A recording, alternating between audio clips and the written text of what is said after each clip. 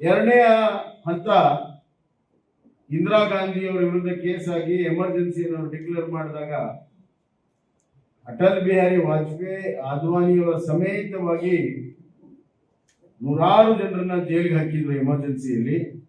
ಕರ್ನಾಟಕದಿಂದ ನಮ್ಮ ಯಡಿಯೂರಪ್ಪ ಸಾಹೇಬರು ಹಾಗೂ ಸುರೇಶ್ ಕುಮಾರ್ ಹಲವಾರು ಜನರು ಜೈಲಲ್ಲಿ.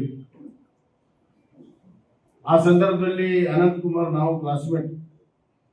ಪ್ರಥಮ ಬಾರಿ ಎಮರ್ಜೆನ್ಸಿ ವಿರುದ್ಧ 1976ರಲ್ಲಿ ನಾವು ಬಹಳ ದೊಡ್ಡ ಹೋರಾಟವನ್ನು ಮಾಡಿ ಇಡೀ ದೇಶದ ಗಮನವನ್ನು ಸೆಳೆದಿದ್ವಿ. ಯಾಕಂದ್ರೆ ವಿದ್ಯಾರ್ಥಿಗಳು ಬೀದಿಗೆ ಬಂದು ಅವತ್ತು ಎಷ್ಟು ಭಯಾನಕ ಇರ್ತದೆ, ಯಾರು ಬೀದಿಗೆ ಬರೋ ಪ್ರಶ್ನೆನೇ ಇರಲಿಲ್ಲ.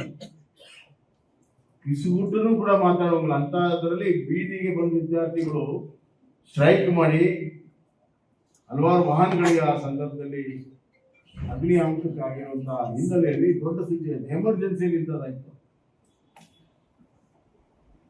ಜೈಲಿಗೆ ಹೋದದಿಂದ ಜೈಲಿನಲ್ಲಿಯೇ ಜನತಾ ಪಕ್ಷವನ್ನು ಹುಟ್ಟಾಕಿ ಪ್ರಥಮ ಬಾರಿ ಸಂಪೂರ್ಣ ಮೆಜಾರಿಟಿ ಇರುವಂತಹ ಕೇಂದ್ರದಲ್ಲಿ ಕಾಂಗ್ರೆಸ್ಸೇತರ ಸರ್ಕಾರ ಜನತಾ ಪಾರ್ಟಿಯ ಸರ್ಕಾರ ಆಯಿತು. ಅದರಲ್ಲಿ ಬಿಜೆಪಿ ಅತಿ ಹೆಚ್ಚು ಎಂಪಿಗಳು ಆರಿಸಿ ಬಂದರು.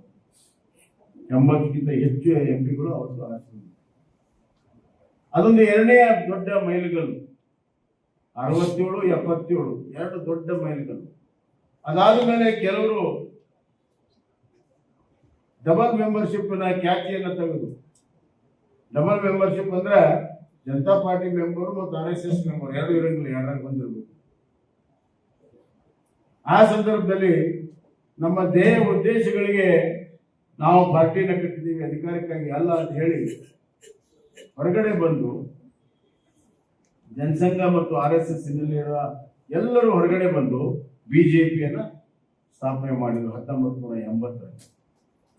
ಅಲ್ಲಿ ಪ್ರಾರಂಭ ಆಯಿತು ಬಿಜೆಪಿ. ಮುಂಬೈಯಲ್ಲಿ ಪ್ರಥಮ ಅಧಿವೇಶನವನ್ನ ಮಾಡಿ ಆವಾಗ ಅಟಲ್ ಬಿಹಾರಿ ವಾಜಪೇಯಿ ಅವರು ಹೇಳಿದ್ರು,